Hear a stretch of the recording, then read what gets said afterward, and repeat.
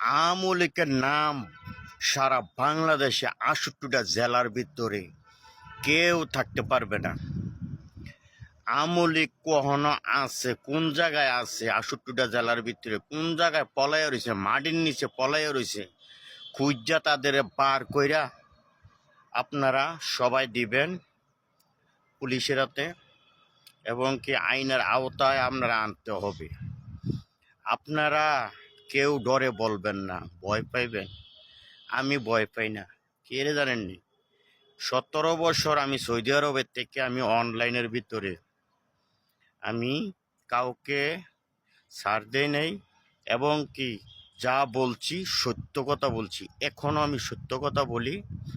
আপনাদের কাছে আমার অনুরোধ, কে কোথায় আনাছে কোন আছে, খালার বাইত মামার বাইত এখনো আছে, ঢাকাতে আপনারা খুঁজে দেখেন, বহু আওয়ামী লীগের লোক আপনারা আনাছে কোনাছে আছে। চট্টগ্রামে দেখেন, আনাছে কোনাছে বহুত পলাইয়া রয়েছে। ঠিক আছে, কুমিল্লাতে দেখেন, রাজশাহী দেখেন, সিলেটে দেখেন, বিভিন্ন জায়গায় আওয়ামী লীগের লোক কোথায় আছে সব খুঁজা আপনারা আইনের আওতায় আনেন।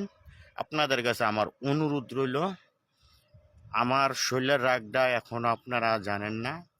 আসলে আমি যদি আজকে যদি সরকারি আইন বা আমি যদি কোনো ডিপার্টমেন্টে যদি চাকরি করতাম, তাইলে বাংলাদেশে যেই অন্যায়গুলো করছে আওয়ামী লীগের, তারা উপর লেভেল থেকে ছোট করে যা আছে নিচ লেভেলে সবগুলারে আমি রাস্তার ভিতরে আমি ফাঁসি দিয়ে মারলাম। বলে কেন জানেন?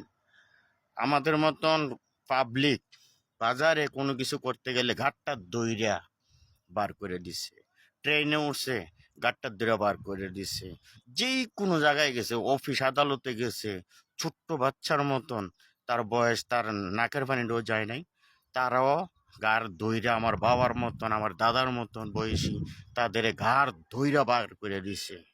বাংলাদেশে আওয়ামী লীগের নিশানা কোনো জায়গায় থাকবে না।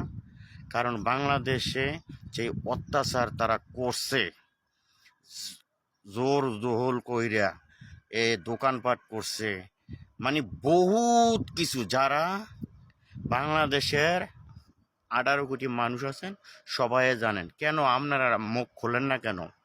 এখনো তো সময়, ছাত্ররা কাছে বিচার দেওয়ার সময় আপনাদের এখনো সময়।